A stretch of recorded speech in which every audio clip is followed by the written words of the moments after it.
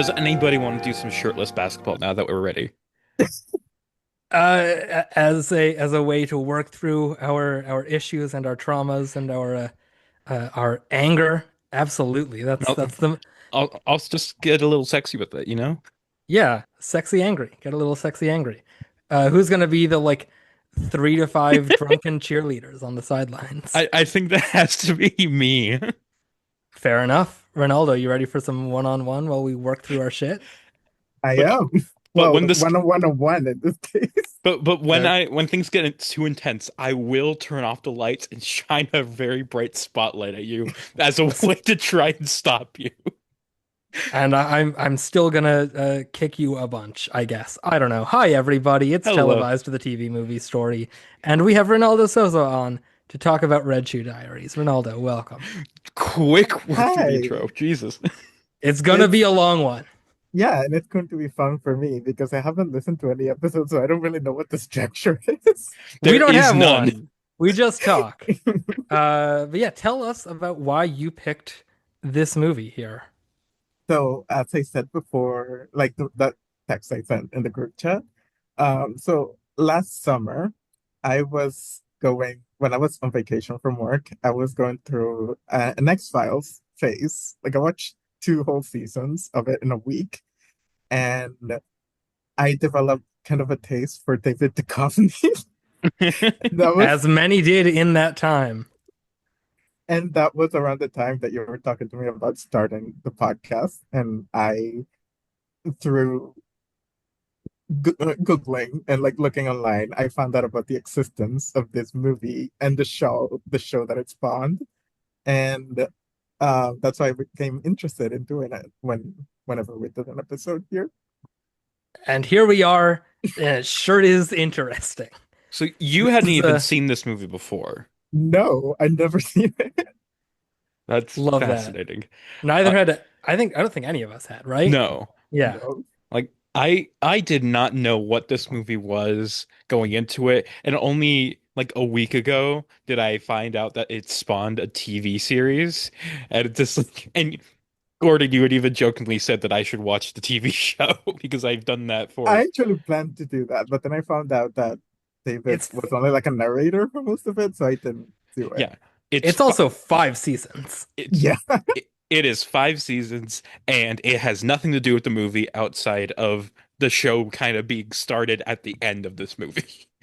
Although there is one episode, like in season one, that is Yes. a follow-up to this, with Cheryl Lee from Twin Peaks, as a photographer or something, who like seduces David Duchovny. I don't really know. I didn't look too much into it, but we'll certainly circle back to the TV show at some point. But At some yeah, point, ooh, ominous. some point. Yeah, let me do the rundown here. Go ahead. We are talking about Red Shoe Diaries from 1992, directed by Zalman King, written by Patricia Louisiana Knopp and Zalman King, who were a married couple, and wrote a lot of things together of King's movies. It stars David Duchovny, Bridget Bacco, Billy Worth, Kai Wolf, Bridget Ryan, Evie Sullivan, and Brenda Vaccaro, in like 3 scenes. Would have liked more of her, but she's fun when she does show up. I was surprised how little of her there is there because she's at the beginning, at the end, and in the middle. And it's just like briefly for all of them. Once each. It premiered May 16th, 1992 on Showtime, our first Showtime movie, right? Maybe not. Was Uh Liz and Dick Showtime? yes. No, that was Mm, Lifetime. oh, one of the times. Wait, It may or may not be our first show. Well, no. When a Stranger Calls back, or was that HBO? I don't know. I'm quickly looking these up. Either way, I couldn't find like an exact time listing for this, but somewhere told me it might have been at 9 p.m. So looking at some of the TV schedule for what else was on at 9 p.m. That makes On sense given the content. yeah, it might have even been later, but I Yeah, think like 10 or 11. the TV show it said aired at 9 p.m. was the regular time slot for that. So I'm assuming the movie as well. When the On Stranger Calls Back was Showtime. There you go. On ABC, it was the second half of a TV movie, Mario and the Mob, which I think is about a mobster that has to adopt a bunch of children. I don't know. And then an episode of The Commish On CBS, it was the second half of they were just showing The Color Purple. On Fox, there was something called Code 3 and a TV special, The World's Biggest Lies, which was hosted by G. Gordon Liddy of Watergate scandal fame. And on NBC, there was an episode of Empty Nest and a TV special, Bob Hope's America Red, White, and Beautiful, the swimsuit edition. So these were your options on cable, opposite the debut Wow. of Red Shoe Diaries on Showtime. Uh, I also have one more note about previous things that were on Showtime. So while Queered Out the movie didn't air on Showtime, the animated series preceding the movie did. right, right. For a time, and then they took it off, right? Wasn't that a thing? Uh, I maybe. don't remember. Uh, Queer Duck, his Queer. webbed feet connect us all. We will always go back to him. I wanted to get that joke on air because I made it in DMs, and I wanted to get that on record. But yeah, let's talk about Red Shoe Diaries, a movie that eventually stars David Duchovny. It's God, that was one of the main things where it's just like probably two-thirds of this movie is technically just David Duchovny reading a diary. I mean, it does deliver on diaries. It does definitely give you that. The I mean, And premise the of a this rest movie. singular is too. diary, singular Yeah, diary. and yes. Although Who won? I want to say quickly because we brought up the title. Early on, when David's like rooting through his fiance's stuff, he dumps a bunch of shoes on the ground and then finds the diary. And it's like, okay, we have a red diary and we have shoes. I'm not sure that qualifies as red shoe diaries yet. Yeah, is it the Red Shoe Diary? Is that what we're talking about here? But no, Maybe it's not. we get there eventually. Who wants to do the basic plot rundown here? I could do that. Go, Yeah, you're Ronaldo, our go. guest. Go for Yeah. it. Just So sort of see what you get. David Duchovny plays a man called Jake, whose fiance recently dies. We'll later find out that she killed herself. And it is because she was like going out one day. She's very he's she's very unsatisfied with the relationship because she wants something more dangerous. And one day she almost gets run over while she's pondering about her relationship, and she stumbles into a guy who works in construction and gets horny by looking at his forearm, and then fantasizes about cheating with him and eventually does and kills herself out of guilt. And that's it. Yeah, I mean you're not leaving much on the table except for the third act basketball fight. But yeah, that's kind of it. There is one important thing is that the construction guy also works at a shoe store. Yes. Yes, and he uses it to pick up chicks, as David Duchovny gets very upset about. Uh, but But yeah, his fiance is not a chick, she is a lady. she's a lady. Whoa, whoa, whoa. She was never a chick. She was a lady. Yeah, she was never. He gets Never. God. This movie is not sexy. Just like putting that out up front. Yeah, The like the few most times, sexual tension is in that last scene. yeah, there like that's I was much more like interested in that in the like the homoeroticism of their angsty basketball game than like the weirdly cut montage sex scene where she's just sort of like bouncing and he's just sort of like shaking her around like she's a fucking like piggy bank or whatever. Like it's not And sexy. The and there's first the sex scene fucking with them. train in the background. It like Yeah, keeps cutting to black and with like a it's noise going on. Yeah, it's a and really like stupid sex scene. and And the one in the bathroom where she's like bathing and then he yeah, comes and like Yeah. gets her up and like starts rubbing her. or where they start like fucking in the park and there's like a mariachi band over Oh there. yeah. It's Well, the that's wedding, I think. Duchovny. That's Duchovny. That's up front when she's talking about how like this relationship is unsatisfactory because he knows me too well and he knows all these things about me. In a wild quote, by the way, that I wrote down, he knows me inside out, everything about me, my troubles with my mother, the abortion I had when I was 18, my fear of the dark. which is a wild juxtaposition of three things to know about somebody. Like, why is like Yeah, this is a bad script. and then like Most of my notes that I wrote down are really clunky, stupid lines. when they start getting when she goes to the guy's house for the first time and he's like telling her like, oh, I know everything that I need to know about you, and she's like, you don't know me at all. And I don't remember if it's like right there, but he's telling her like, oh, like he doesn't make you happy, and she's like, no, he makes me too happy, that's a problem. Yeah, I get what it's going for in the sense of like, the relationship she has with Duchovny is safe and she wants the thrill of something new and exciting. But like Tom sucks.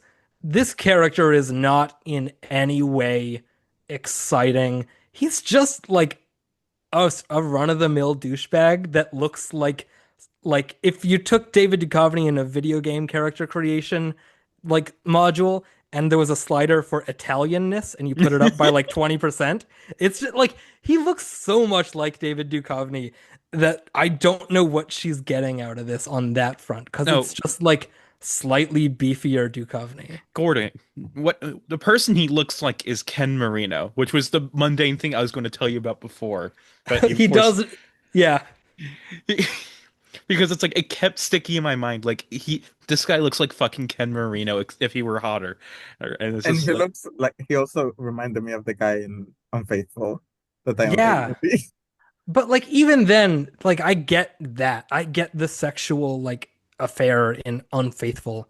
That reads so much more to me like an actual affair than what's going on here. Like but I don't like this guy just sucks. I don't like him. He's like in that first scene that you mentioned when she goes over to his apartment, he's like another one of the lines I wrote down. Take off your dress and walk over here in your pretty new shoes. Like they're really forcing the shoe angle in on this movie to give it something. And it just makes this guy like feel like so much more of a creep. Like I don't know, I don't like like him. like And so how I he, don't root for her to like this is not a good for her type movie. Like you're not following her struggles. You just want her to be like, "No, go with David Duchovny. This guy's terrible.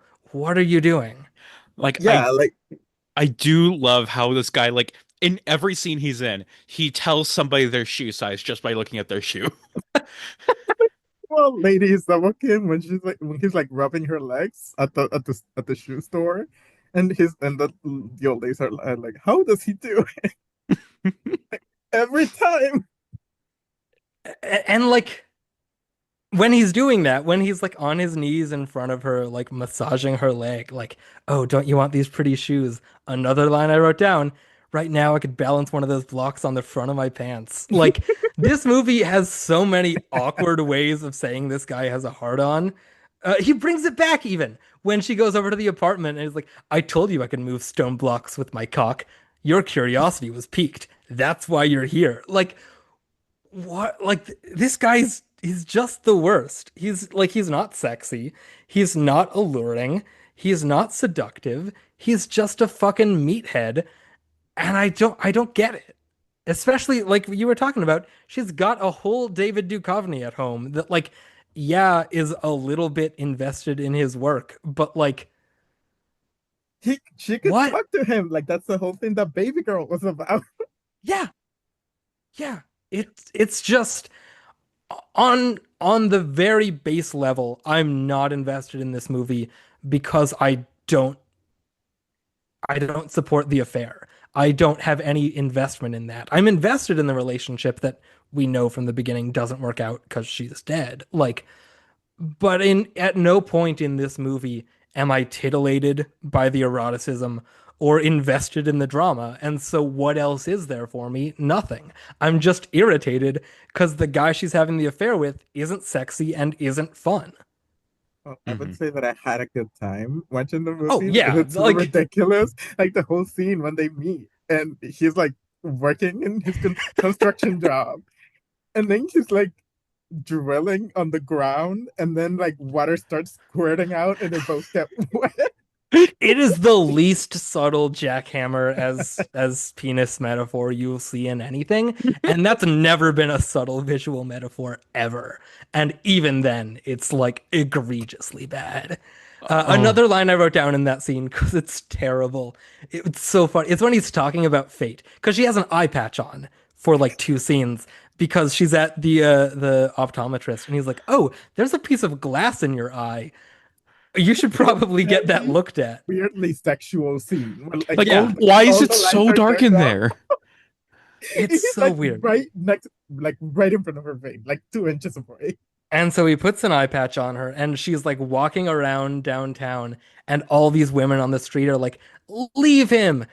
Turn him into the cops before he beats you again." And she goes, "Amazing. Every passing stranger assumed I was a victim." And she's so excited about that. But then when she almost gets hit by the car, and what's his name? Tom. Yeah, Tom. okay.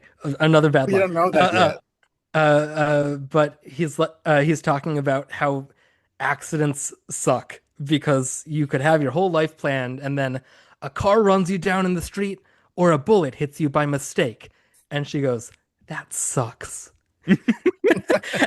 And then he goes, "Yeah, that sucks. Nothing would piss me off more than that." Like, yeah, nothing would piss you off more than getting shot or hit by a car. What are you talking about? What the fuck are you talking about, Tom? Tom, which by the way, the bad line that I earmarked there, my name is Tom. It's short for Thomas K. Butler. That's not how that works. Gordon isn't short for Gordon McNulty. It's just my first name. It's not short for my full name. What are you talking about, Tom, short for Thomas K. Butler? Which, by the way, that's a middle initial. It's still short for something else longer. Get fucking wrecked. I hated Tom. I really hated this guy. I I feel like this is like when we were talking about cactus flower that you hated that neighbor guy so much, Yeah, and I'm like, I don't care. he's so just fucking nothing. Like, I hate what he stands for more in the movie, in that, like, that this character in these types of stories is supposed to have some sort of hook. And he just doesn't. There's nothing about him that I like am drawn to as an audience member. And so it makes the entire thrust of the movie just feel so limp. No pun intended. I realized it as I was saying it. But like it just I don't see what she sees in him, and so I don't buy the whole dramatic weight of the movie where she's torn between these two men so much that it drives her to suicide. Like, I just don't care because he's just shitty. Mhm. I mean, the way I saw it was just like I don't like I guess this is kind of going against like what the movie's actually saying, but to me it didn't even seem like she wanted it to be a serious thing. It was more just like, oh, she wants like she doesn't the reason she doesn't like David Duchovny, whose name I've forgotten. Um Jake.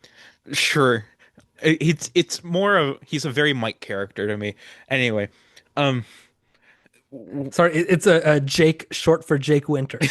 shut up. Anyway, um oh God. Oh yeah. So it's like David Duchovny, it's like he knows everything about her. She just wants to go with this random guy who doesn't know anything about her. He's just like use him for sex essentially. And it's like, yeah, he's just a dumb fucking guy who like fucks good enough. But I That's don't find him sexy either, is the thing. I Like think he's sexy. I mean he's like physically attractive, but like if you want no strings attached sex, like you want it with someone that you at least like can stand being around. And I can't stand being around this guy because he's just a fucking prick. I I didn't even hate watching him. I thought he was just like he's goofy to me. I like him because he's funny. Like I my favorite line of his is when David Duchovny goes into the shoe store and he's talking to the dog and I wrote this all down word for word.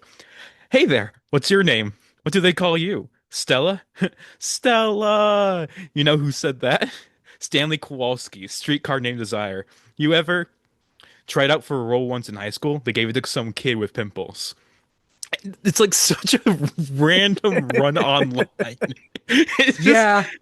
And I And then it specific comes back later for no it comes reason. back later, but I do really like it in that line. He says "you ever" and cuts himself off because it's. I think he was about to ask the dog if the dog had ever seen it. Which Oh God. anyway, Yeah. and also shortly after he says playoffs must be the end of the half. I love basketball. Oh God, this guy. Yeah.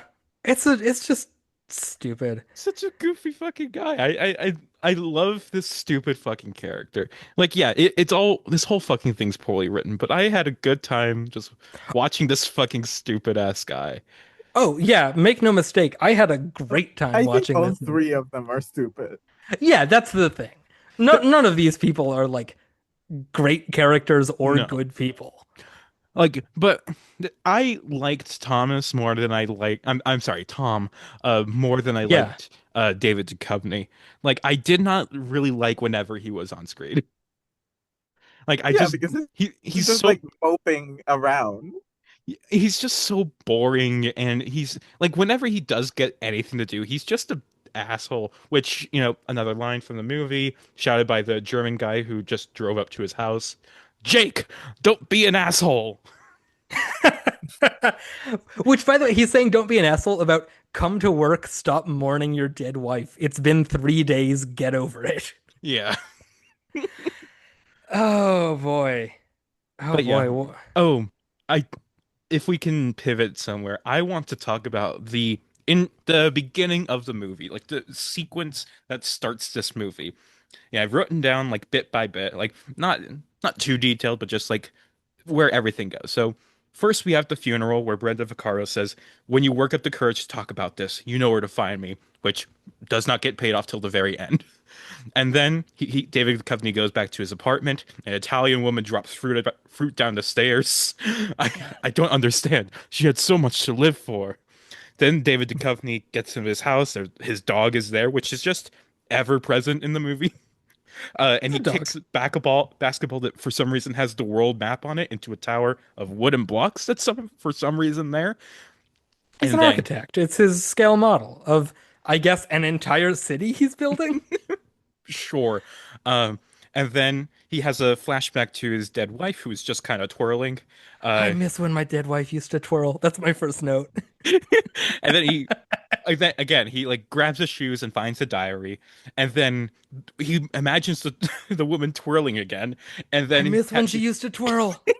then as he starts reading, the first entry is took off from work early and danced and danced and danced. And it's like, does she do anything but dance? Her Which mom's a dance teacher, which we do see at least. Like, there's at least that. But yeah. it's this whole I was just so baffled just from moment one of this movie, just like watching this whole sequence play out.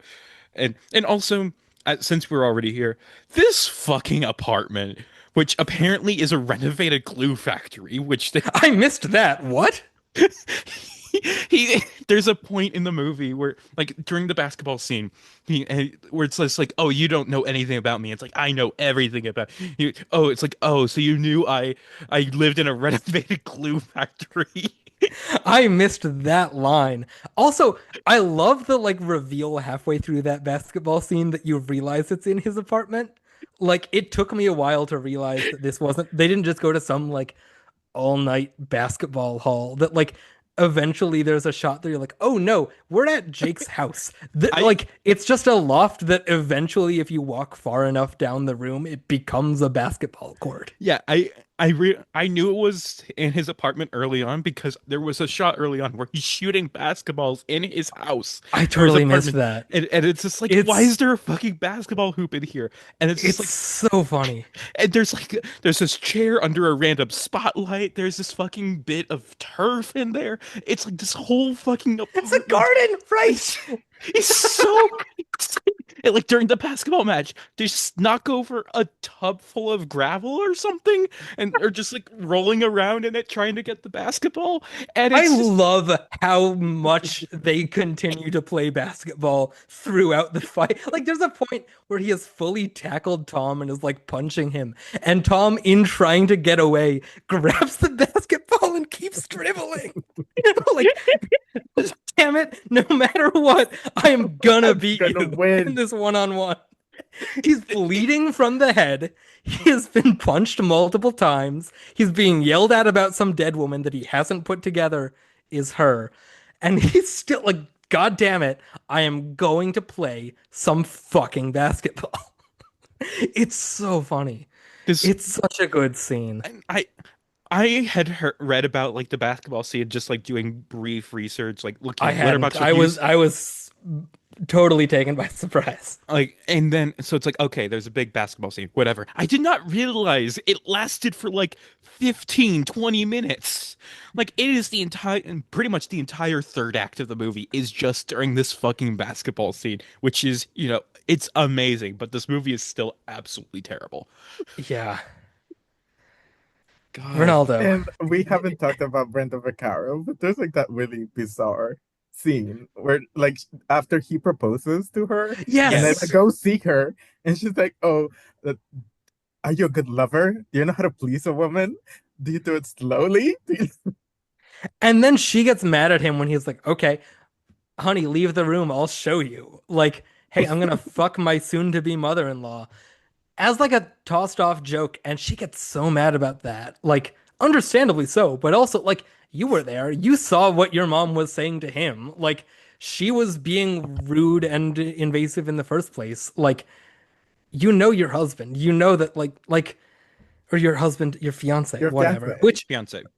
also the proposal scene is wild because he's put the ring is wrapped up like it's in the box and that's wrapped up in a bow and he puts that in a piñata and has her blindfolded, has her hit the piñata, the package falls out, and then he makes her sit down still blindfolded so that she can unwrap the present and then feel that it's a velvet box so that then he can take off the blindfold and say, hey, I'm proposing to you. It's just so many like, why is that how you do that? Mhm. Why are those the steps you go to present your fiance with the ring that you're proposing to her with? Of like, here, it's in a package, it's in a box, in a package, in a piñata, and you're gonna be blindfolded during most of my proposal. It's just so weird. He's he's a really weird guy. Like Jake is fucking wild. And I think the movie would have been better if we got more into that. Maybe the episode where they follow up with him is that. But like there's a few moments here and there with him where you're like, wait, what is this guy's fucking problem? What is up with you, Jake? And I would have liked a full like the he's in so little of the first half of the movie as a character that it feels like we were robbed of a true exploration of Jake short for Jake Winters.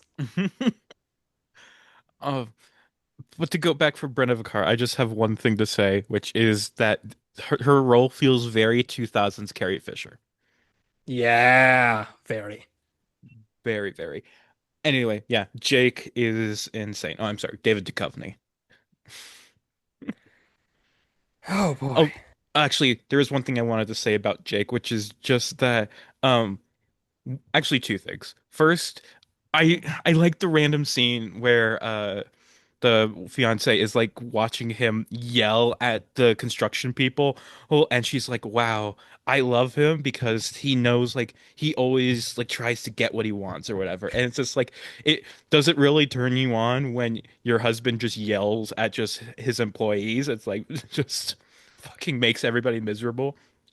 I And don't know what turns her on. She's so weird. There's a whole extended sequence that is like, I think meant to be some sort of look at her like devolving because of this affair where she's just like on the ground in the park growling in her dog's face and yes. just like crawling on all fours, just like I loved and that just this movie turned into Night Bitch for a few like seconds. smiling ear to ear while she does it, and she's like basically biting the like frisbee out of its mouth, and then it cuts to her 26th birthday party, which was, I don't know how old I thought she was, but I was not expecting 25.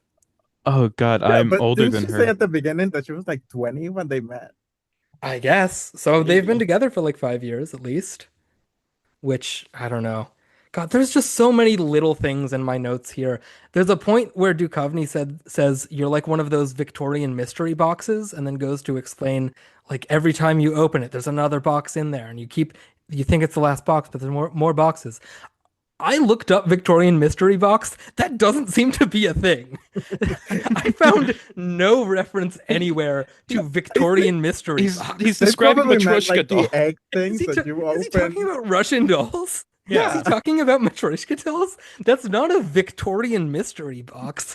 What are you fucking talking about, Jake, short for Jake Winters? Oh boy. Yeah, what else? What else do I have in my notes? I just want to think about the filming of this because so much of this is David Duchovny just alone by himself in that fucking Oh, apartment. And there's and a I'm just like, Jesus Christ, how long has he been trapped in there? there's a great shot of him when he's reading through the diary, and it's the first time he finds like the passage about that she slept with this guy, and it's like a shot from above, and he like tosses the diary to the ground, and then like does two big stomps on the ground before falling to his knees and then falling and into like the fetal and like position. there's like a But the like two big stomps is so goofy. and then like the cut, like jump cuts all the time. Like Hmm. right after the stump and like he's on the ground right after. It's very expressionistic. It's so silly. It's so goofy. I love what's her character's name? Uh Alex? That can't be right. Do they I say don't that re- in the movie? Is her name Alex? I don't think they ever call her by I don't name. remember I that at all. I remember hearing the name Alex at a few points. Although I Uh think at sometimes I thought David Duchovny was Alex. I mean, you never know. But the second time she goes over to Tom Short for Thomas K. Butler's apartment, and to demonstrate that she has like been changed by this affair, for one scene she has like a weird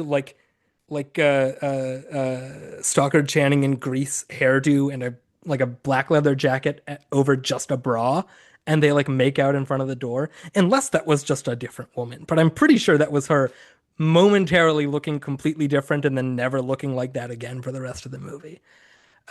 Which I just thought that was wild. The saxophone in this score is Yeah, a the lot. George S. Clinton score. It is It's really good, actually. I think yeah, it is. but it's like your stereotypical erotic thriller, like sexy sax score. It was a lot. We also haven't mentioned the fact that he pretty much threatens to rape her because, like, after David Duchovny proposes to her, she goes to his house, to his apartment to end the affair. And then he's like, "No, we're not ending anything. I came here to make love to you." And then she's like, "Oh, no, I don't want to." And he's like, "Oh, you can scream all you want. By the time people are here, I would be inside you. I would be like one of those dogs in the street. You would have to pull me away." I Jesus. don't remember Yes, that. Jesus Christ. When Yeah. was that?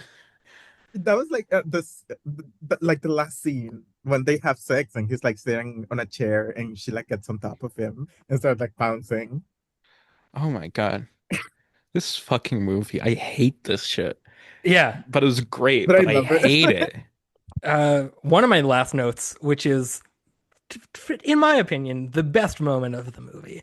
After they've had their basketball game slash fight and they've gone off into their separate rooms to unwind with their various drunken cheerleaders, and then they go back out into the hall after sending everyone away, and it's like it's just the two of us. And Duchovny disappears into the shadows and comes back with the titular red shoes and tosses them on the ground and just goes, "Put them on, bitch."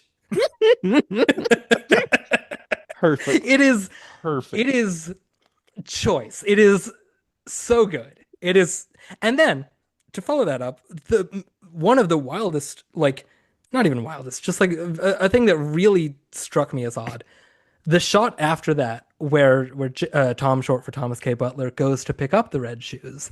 You see a shot close up on the red shoes, and you see him walk up behind and lean down to pick them up, and he is wearing the rattiest sneakers for this like shoe aficionado, shoe salesman, foot fetishist lunkhead. It's just like the worst fucking sneakers you've ever seen. They don't look good. They're old, they're beaten up.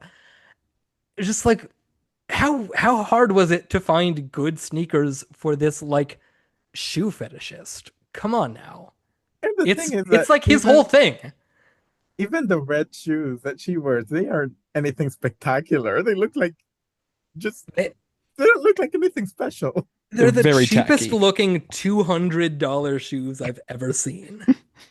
Which they keep repeating over and Yeah. over again. Like I fell for a girl who wears $200 shoes. Oh boy. Blah blah blah blah blah. This Uh, fucking movie. I do love that one of the last lines that Tom gets to say. I didn't write it down, but I wish I did. But it was something in like it's like I know women and like all women they all want shoes. And it's just like I was just thinking like what does this movie say about women? They love shoes, they love dancing, they love fucking, and they love They to love kill themselves. danger. If they get horny enough, they'll kill themselves. And that's the thing that when she sees him, the only thing that she sees at the beginning is a forearm. And she's like, Yeah. oh, and she like starts hyperventilating right away.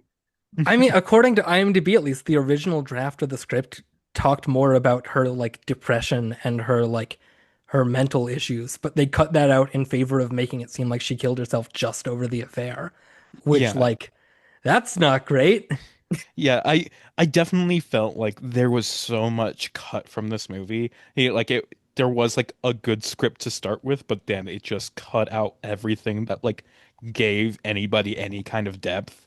And so it's we're just left with fucking this.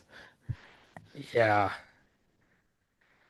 Oh, what else do I have in my notes? I'm all out of notes. I miss when my dead wife used to twirl. Bullet hits you by mistake. That sucks. Victorian mystery boxes. Move stone blocks with my cock. Tom, short for Tom Escape Butler, growling at a dog in the park. Oh, there's a scene where he's talking about his like philosophy about architecture, and he says, "I make everything with shadows," and it just momentarily made me think of The Brutalist, and just like this movie, except it's Laszlo Toth instead, or The Yes. Yeah. Brutalist, but it's fucking Jake whatever. Like there's a whole scene at the beginning when she's talking about the relationship and she's like, oh, when she's talking about she's like an interior designer and she's like, oh, I just make, Which we never see, by the way. I totally yeah, forgot about that. she's like, I just make people's living rooms look better. But You you make deal with the skyline. You do things that will affect the city in the future. I wish I could be like that. And oh then when she's like waiting for him to like be more attentive to her so that she doesn't have to have the affair, and she goes to his job like hoping that he would look at her and like stop her from cheating on him, and he's like yelling at people that we never know what it's about, but she's like, oh, I wish I could be that confident about myself. I wish I could know that what I think is right and be like him. bad movie. And then it ends with him like the hook for the TV show, ostensibly the hey, Ugh. here's a personal ad. Write in your stories about uh weird sex stuff. Write it into Red Shoes. Mhm. Dun, dun, dun. Oh Um, God.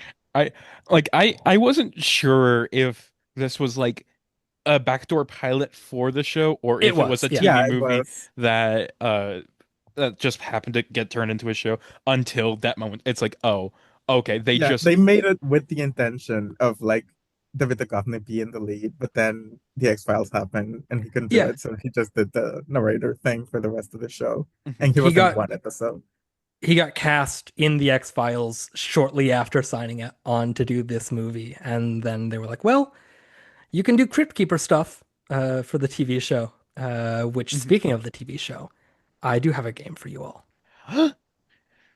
So I don't know if either of you looked at the Wikipedia page for the TV show, but again, the show ran for 5 seasons, and for for every episode, there's a little plot description on the Wikipedia page. It gives you a little summary, like a 1 or 2 sentence summary of the concept behind every episode. So I have given you all 10 multiple choice rounds. Each round, I have 4 plot descriptions. You need to figure out which one I made up for Okay. each one. Uh, Are we going to uh, go back and forth or do we both? no, you both get to guess on each round. So like Okay. I'll read off all 4. You both pick. You can pick the same one. You don't have to pick different ones. Keep score for yourself, and then we'll see at the end who got the most right. So here we go. I will keep score. I have my notes open now. Number one. A man is marooned alone on an exotic island until one day when a beautiful woman arrives on shore. B. A recent divorcee returns to her hometown and falls head over heels for a charming cowboy. C. A college professor begins dating a man that she met at a party, only to learn that he's the father of the student who's been flirting with her all semester. Or D. A French woman recounts how her boyfriend Jamie became involved with opera singer Celeste, who also happens to be the lover of Jamie's father. I think the fake one is A. I think it's B. It was C. College professor begins Fuck. dating a man she met at a party only to learn that he's the father of the student who's been flirting with her all semester is fake. Damn it. Number two. A. Jonathan answers a personal ad seeking to hire a live-in pool boy for the summer. B. Will goes on a wild goose chase through the streets of Paris to find a girl he saw bicycling and immediately became smitten with. C. On her way to closing the biggest deal of her career, Sarah is kidnapped by a bank robber. Or D. Sally discovers her grandmother wasn't the passionless woman she'd thought her to be when she finds the diary she kept as a desperate young woman during the 1930s. I think the fake one's B. I think it's D. It's A. Jonathan answers a Fuck. personal ad seeking to hire a live-in pool boy for the summer. One thing that I discovered while I was going through this, I am very good at making up realistic enough sounding Red Shoe Diaries episode summaries. Okay. 3. A. After his girlfriend Elaine catches him cheating on her, Bud looks for excitement in reckless driving. B. Claudia is challenged to a high-speed chase through the empty streets by a handsome pedestrian. C. Michelle tries to track down the handsome stranger who gave her a ride home when her car broke down during a rainstorm. Or D. Camille inherits a fortune and a prized 57 Cadillac, which she takes to a mechanic. Oh, I'm gonna try and double guess you and go D. I would like to hear you all do some deliberation over the course of this and just like talk these out. I I don't Okay. have time. I just I can't even think. I just go Fair. with my heart. So which of those car ones? The reckless driving, high-speed chase, car breaking down in a rainstorm, or a 57 Cadillac, the mechanic? I The high-speed chase, I went I with the would say. last one, the Cadillac, specifically because I felt like you might have added 57 Cadillac just to try and throw us off. Like that's too specific. Wrong. It is C. Michelle tries to track down the handsome stranger who gave her a ride home when her car broke down during a rainstorm. God, we're all we're both 0 for 3 right now. Can someone come from ahead? Let's see. Number 4. A. Corey, a burnt-out photojournalist assigned to cover the LA sex scene, meets a high-class call girl who fascinates her. B. Longtime best friends Christian and Brad are secretly having an affair, and so are their wives, Alexandra and Lauren. C. After discovering her husband is having an affair, Zoe dresses up as a man to catch her husband and uncover the identity of her mistress. Or D. Tomboy Brandy is persuaded by Callahan to ditch her cowgirl slacks for dresses. I love the way this article just occasionally gives some of these characters names and occasionally doesn't. Like, who the hell is Callahan? I will say that I think that B is the one you made up because it has two men having an affair, and I don't think, given that movie, that he would do that. I think it's A. Just I don't even remember what it was, but I think it's A. A is Corey, the photojournalist who meets a high-class call girl who fascinates her. So that one is also gay. That one's lesbian. Yeah, but it's two women, so it could be fetishized for men. Ronaldo is correct. I Oh, made up the gay men and their gay wives. Fuck. Longtime Damn best it. friends Christian and Brad. Number 5. Some of these I tried to link thematically. Like that one can was tell. all queerish. The one before that was all cars. This one is all just like structurally. A. Tess takes a job at a phone sex hotline. B. Alice takes classes to become a dominatrix. C. Valerie gets a job as a nude model. Or D. Gina decides to shake up her life by moving to Paris. The Paris one. I'm going with C.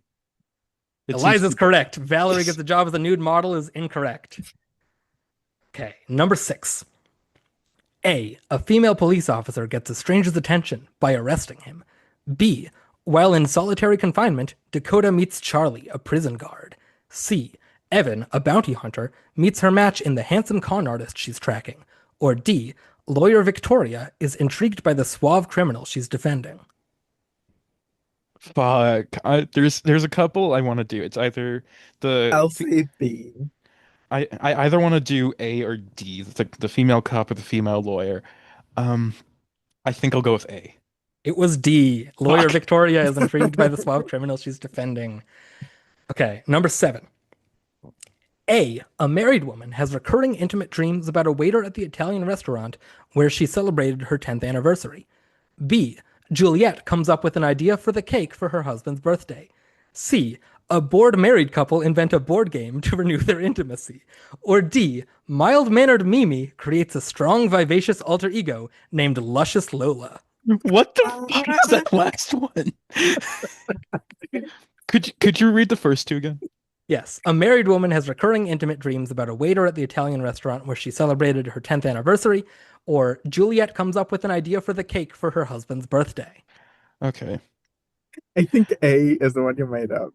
I think you are intentionally trying to trick us and made up something so outlandish to make us think that you wouldn't make that up, but instead actually did. So I'm going with D.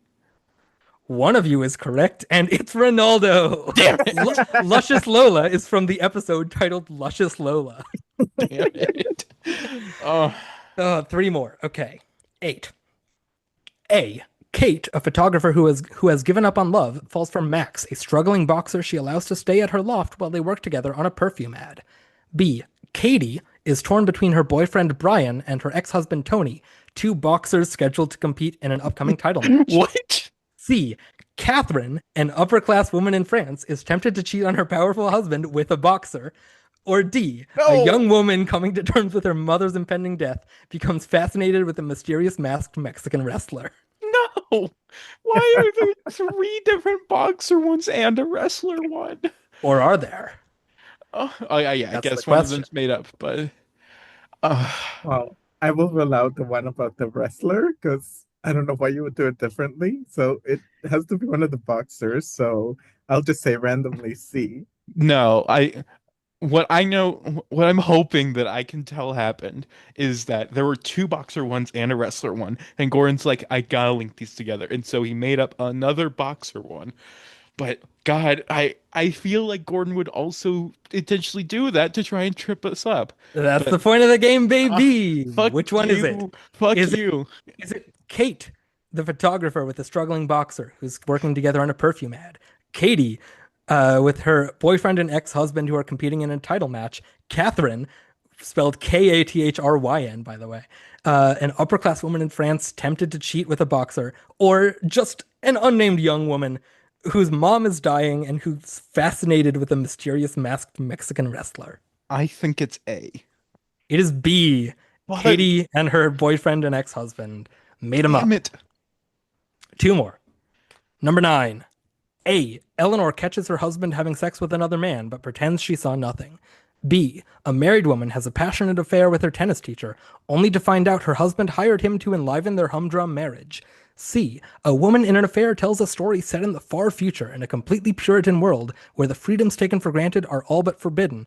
Or D. Elizabeth, a blind late-night radio personality, becomes involved in a love triangle with 2 other emotionally empty people. I have to go with C because it does not make sense to do a far future story when it's set up as a fucking newspaper write-in thing. Well, it's a woman in an affair telling a story. But yeah, I will say A. it is A, again with the gay Damn it. sex, not in this show. Yeah. Gay sex and also sounds like Far From Heaven. So It wasn't not far from heaven when I was coming up with that one. Okay, and the last round. Okay. A. Anne, a lonely and successful businesswoman, is drawn to a man who can't resist taking care of her neglected antique car. B. A woman retreats to a country farm to rethink her crumbling relationship with her boyfriend. A storm knocks out all communication except for carrier pigeon, leading the woman to communicate with her partner in a whole new way. C. An astronaut trapped in a dying spacecraft Far From Home has one last encounter with her co-pilot, or D, an angel is condemned to Earth where he is cursed with the power to kill with a kiss. What? Can both C and D be I real? the carrier pigeon thing. Is I'm it the man who can't resist taking care of her neglected antique car? Is it the storm that knocks out all communication except for carrier pigeon? Is it the astronaut trapped in a dying spacecraft? Or the angel who is cursed with the power to kill with a kiss? I think it has Carrier to be pigeon. C. Neither of you are wrong. Those are all real. Those are all real episodes of Red Shoe Diaries. Fuck. Oh my The God. last one, the angel that's condemned to Earth, is the series finale. Jeez.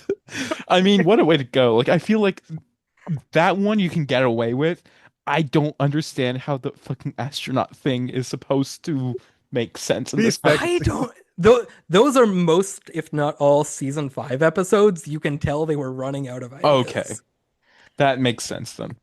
So that is our little deep dive into Red Shoe Diaries, the TV show, which was also on Showtime, but was a Playboy production, Playboy Entertainment distribution. Mhm.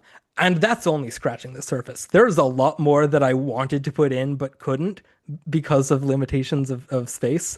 But like, go look through those episodes. For most of them don't have like anyone like that you know of as actors. Let me look through to see if there were any notable. Excuse me. The pilot had Stephen Bauer from Scarface and Breaking Bad, and Joan Severance. Second episode had Arnold Vosloo from The Mummy. Matt LeBlanc is in like 2 episodes for some Dang. reason. Cheryl Lee, like I said, is in the David. Jake's Oh, story. Ali Sheedy is in an episode. Isn't That's there also somebody. an episode with like Charlene Fenn from Fifty? Maybe.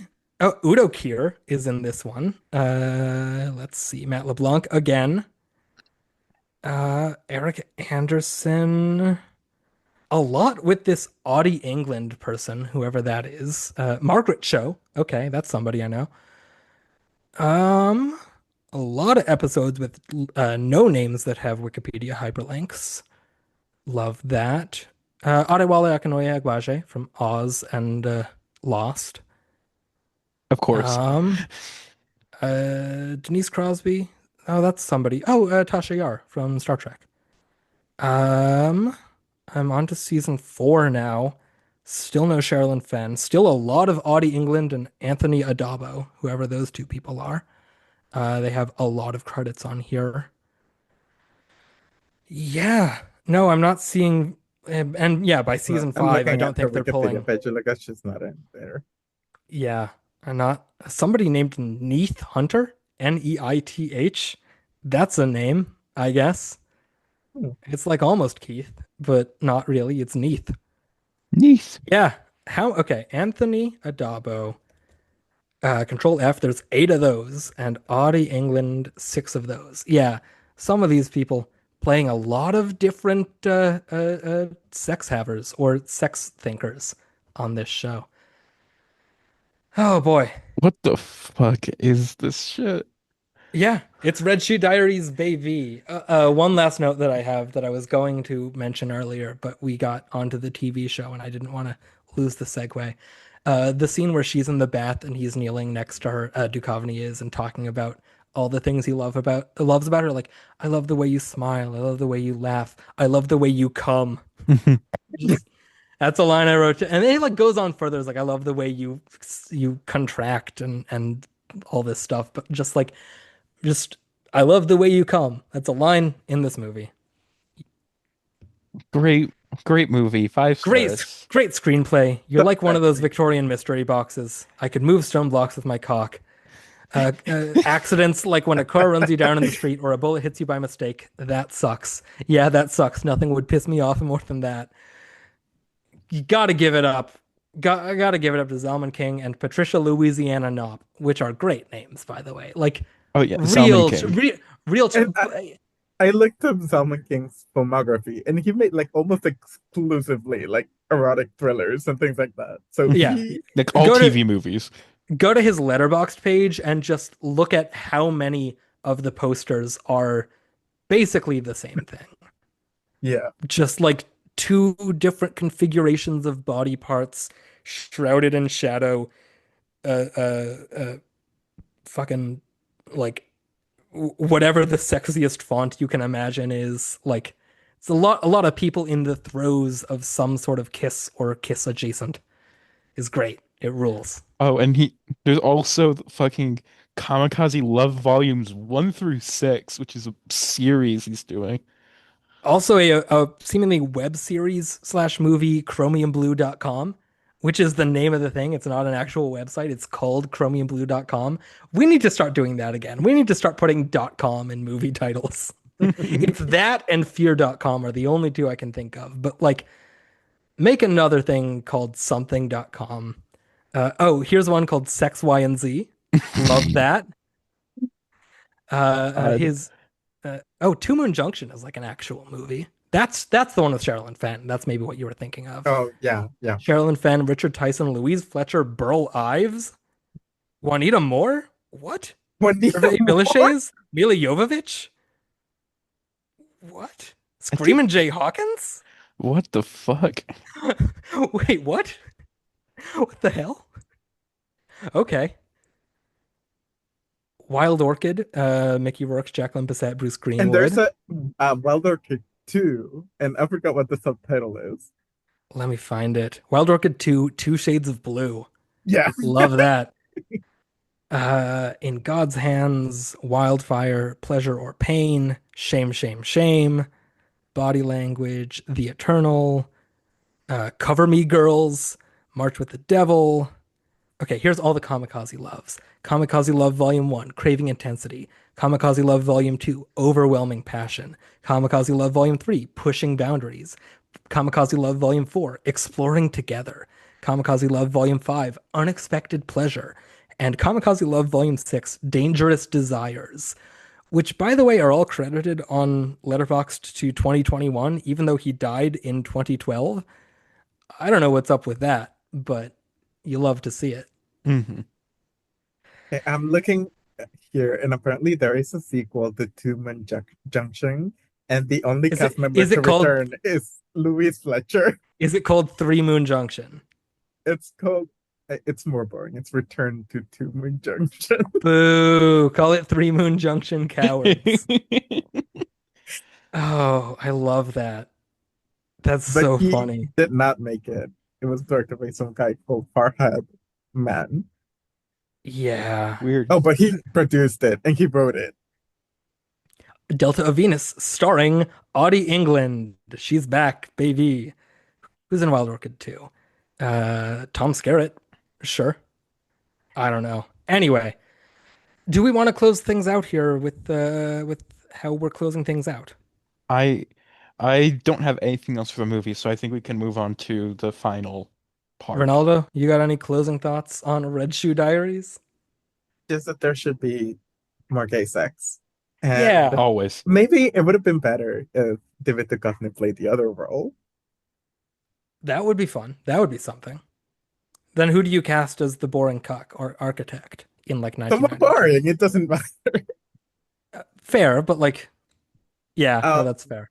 well, someone who was around at that time. Maybe got someone older, Yeah, maybe but like maybe like a Treat Williams. I could see as like something like that. Maybe I don't know. Maybe. hmm, No clue. could be like a Woody Harrelson. And 1992 Another though, that's cuck still role. like, yeah, yeah, that could work. Anyway, it could just be Michael Douglas. It might as well be. I don't know. Anyway, it's the end of the month, and you know what that means. It means we are picking live on air next month's movies. Are there's 2 Tuesdays in July, right? We Did probably you could say have there's looked this two up. Tuesdays? I mean four. There, There's there's five. five. Okay. Okay. So I Okay. don't know So how we did not prepare to do five. we did not. The whole thing kind of hinged on there being four. Oh no. Oh no. We'll just go with it. We can for the last one, Here, we could just be like, Ronaldo. Ronaldo. Here, actually, Ronaldo. Think of a number between 1 and 100. Okay. Do Eliza. I say it now? Oh, well, we have to guess first. Eliza, guess a number. 69. 40. No, Which of us was no. closer? We're not gonna like try and guess until one of us gets it. Just who was closer. What was your number? Wait, it's 23. So So it's Gordon wins. 40. Yeah. Yeah. You about to look up whether 40 or 69 was closer to 23? Okay, so for the last one, Gordon gets an extra. Okay. Okay. So how do we want to do this now? Do we want to do you, me, you? No, that's three for you. Me, you, Well, me, you, me. so yeah, we'll just yeah, you, And me, the you, me, you. okay. Uh so the way we're doing it, we each have priority lists that we've put together of about 100 movies. Uh and so we're going to use a randomizer to go between 1 and 100. And so I'll just do the first one here so that we can show what we're doing. So the number is 2. Okay. Fun. So we will be doing what's number 2 on both of our lists. For me, that is Magical Mystery Tour, the Beatles thing, which Oh, we had plans to do that elsewhere. I'm realizing this is a faulty thing. I'm going to do a different. That was the example. Okay, that was the example. yeah. So we would have I done Magical Mystery Tour and on your list, the 12 Angry Men from 1954. yes. But we're And not doing Gordon, that. so actually, first you should refresh your page of mine just because I did edit the order to make it better. Okay. I got rid of two movies, or I got rid of a few movies, and then I moved the two holiday ones outside the 1 to 100 range just because Perfect. I want to save those for later. Okay. So that was our test run. Uh, if it does hit like a holiday or a horror movie or something else that we've talked about, we're still gonna do it this time anyway. Yeah, like, Uh, but it's like I wanted to save but two of them yes. specifically, like Okay, for so the real first two episodes, the number is 67, okay, what's which yours, on my Gordon? list, my number 67 is, ooh, hell yeah. Well, it's Joe Dante's The Second Civil War. No clue what that is, but I'm excited. Mine is Mrs. Harris Goes to Paris with Angela Lansbury, Diana Rigg, Omar Sharif. Very Lovely. excited. Okay, let me actually pull up my list that I have of the full list of episodes so I can add these in Oh yeah, real time. So it's the Second Civil War. Second Civil War and Mrs. Harris, no H, Goes to Yes, Paris. and Mrs. No, that says Mars. That still says Mars. Mrs. Eris goes to Paris from 1992. Okay. Our next number is 75, Okay, which for 75. me is the Rat Pack. Hell yeah, I've been wanting to do this one. Oh, and mine The is something I wanted to do since we first started, the 1997 12 Angry Men. Oh, this is gonna be a good fucking month. Okay, the Rat Pack from oh, my laptop is so hot.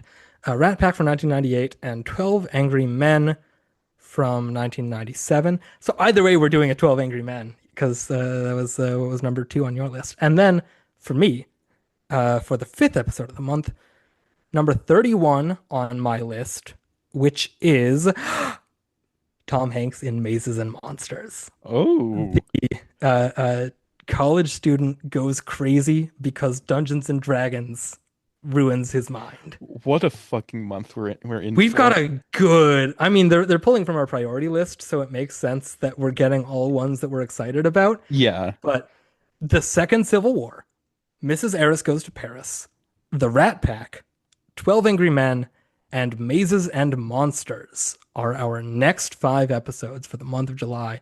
I'm excited. I Ronaldo, how do you there's react to this? I well, I don't know how it works, but how do you decide when you're like bringing guests and things like that? It's whenever. it so June was a specific guest month. However, from now on, like I feel like what we'll do is just like if we happen to do a movie that has like somebody is pitched for onto our guest list, we would bring them on for that episode. Or Okay. if you're listening to this episode and you're like somebody that has done podcasts with either of us before in the past and you want to do one of those particular movies, reach out to one or both of us and say like, "Hey, can I come on this episode?" And like chances are, yeah, I don't know why we would say no to that. So if any of those Only if we movies, fucking hate you. Like, but I mean, I'll still do a podcast with somebody I hate. Ronaldo's here. I'm kidding. I love you, Ronaldo. No, we, I'm very, very hyped for that month Well, of I have program. done podcasts with people I hated, with one person I hated. Ooh, oh exciting. yeah. Okay. Okay. Well, do we have anything else you want to say here on this episode about next month, about Red Shoe Diaries, about anything? So what's actually next week's episode? Next week's episode is Joe Dante's The Second Civil War from 1997, starring Beau Bridges. We're back with Beau Bridges. Joanna Cassidy, James Coburn, Kevin Dunn, Phil Hartman, Dan Hedaya, James Earl Jones, Dennis Leary, Elizabeth Pena, Ron Perlman, whole bunch of people. Roger Corman, Rance Howard. It seems to be interesting. It's got a 3.4 on Letterboxd.